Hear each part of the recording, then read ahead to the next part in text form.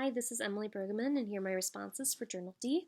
As of today, what are you most afraid of as you prepare for your first year of teaching? So, since I am not graduating this May and I'm graduating in December, I still have a semester of student teaching left to do, but that does not mean I'm afraid or not afraid of what's to come.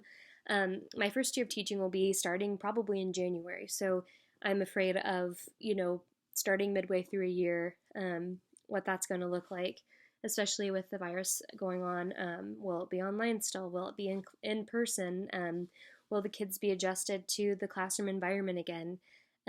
Will being there for only half the year change my relationships with them or keep me behind in some way? So there are a lot of fears, but I still am really excited to take on the challenge. The number two question, since spring break, what are the three most important lessons you have learned? So the three things I want to focus on are engagement, communication, and consistency.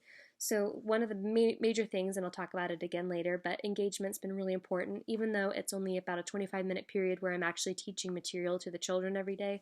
Making sure that they're engaged has been crucial because that keeps them focused, it keeps them attentive, and it keeps them ready to learn. So making sure that what I'm doing is something that they can be doing physically on their end too, whereas like writing or showing me things with their fingers, like numbers, drawing, or making math sentences. It's just super important that they are doing that alongside me so they're not just listening to me talk into a screen. And they get to be a part of the learning as well. Another thing has been communication, whether that be between the teacher and the parents, the teacher and the students, or administration and teachers. I've noticed that the major problems that have happened during this time is poor communication has led to stress, it has led to misinformation. So making sure that the communication is clear and consistent. Of course, mistakes do happen, but fixing them immediately so that communication is consistent across the board and everybody has the same plan and everybody has the same expectation set, so that everybody's able to succeed. And then the last thing is consistency. That kind of goes into communication as well, making sure your communication is consistent, but more than anything, keeping things consistent for the students, especially in kindergarten. They love consistency, they love routines, they're very used to classroom routines, and if that is ever thrown off, it kind of disengages them. So making sure that even these Zoom meetings are consistent, keeping the same order of things, just the same method of doing things. It's just super important that it is consistent for these kids, and I will definitely keep that in mind as when I have a real class in front of me, when I'm teaching. My thoughts on exposing teacher candidates to observing or doing a practicum in a virtual school. So I think it helps with flexibility. It helps you learn about new technology or just being more familiar with technology. It puts you outside of the box in terms of thinking of how to keep students engaged. So I'm thankful I've gotten those opportunities. However, I don't think it gives you the full experience. The main challenge I've had with teaching in the past few years has been classroom management, and I bet a few other people would agree with me on that one. And it's just not the same when you're talking to students on a screen.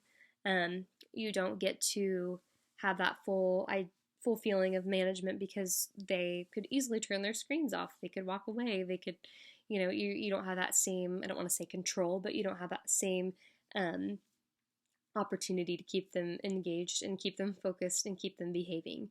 So a virtual school would be difficult to teach effective classroom management compared to what you would get in a full-time classroom. What will you do to prepare for the next school year if it is in fact online? What resources will you need, and how can this School of Ed help? So since I'm still student teaching, I'll rely on the School of Ed to keep me in the loop about what my expectations are. I still don't have my placement or anything yet, so I am not sure what that's going to look like. And once I do have my placement, I will definitely get in contact with my teacher and hopefully be able to help in any way I can to prepare for online teaching if that does happen again. I can't really do much of the time because I won't know what grade I have. I don't know what grade I have yet or any of the specifics. But once I do, I'll definitely reach out and say, how can I help? How can the School of Ed support me? Again, just I'll still be a student, so School of Ed will be communicating with me, hopefully, every step of the way. The next question is, think about this experience and reflect on engagement. What are you prepared to do better for your students to make sure they are engaged and ready to learn, as well as reach the families? So, again, like I've already talked about engagement a lot, making sure all of the activities are hands-on, making sure that they reach the students who are struggling, reach the students who are high achieving, and reach the student who's pretty average in academics, reaching the student with behavior problems, reaching the student with disabilities. Again, it's general teaching, but making modifications where modifications are needed. That will help with engagement. As for families and students as well, a big thing that I've taken away from this time is the Seesaw app is really great because you're able to communicate with parents through Seesaw. The parents can see what the students are doing, the teacher can see what the students are doing, students can see what other students are doing. So it's very open and it's very just easy to navigate, which is always nice for technology. So if you're not great at it, it's not too difficult to get on board. So I'm prepared to use that even if I am if I'm online or if I'm in person. I definitely want to have that be a part of my classroom. And that's my main way of how I hope to reach the families as well, sending things so it's in writing. Of course I'll make phone calls and I'm happy to do that too, but it's always nice to be able to show parents what the students have been working on as well as any problems that might pop up.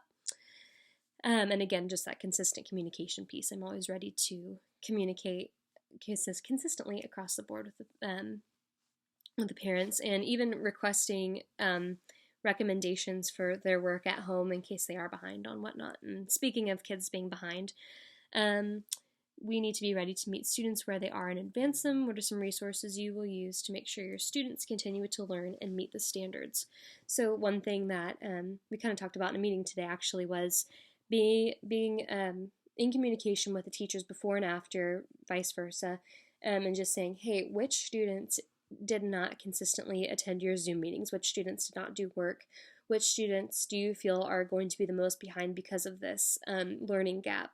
And then once you have those names, you can make intervention groups based on these kids are probably going to be behind, and modifying your intervention plans to whether it be math that they're struggling with or reading.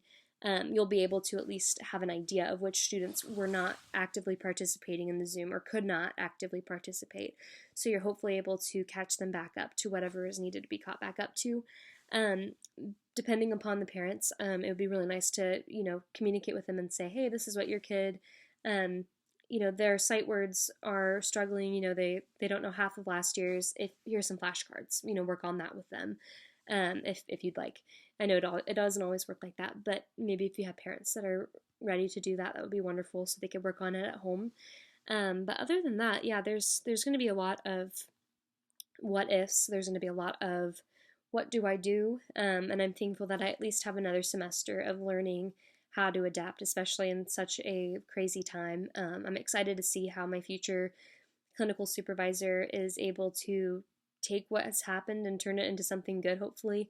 And I'm excited to help in any way I can. So those are my responses. Have a great day.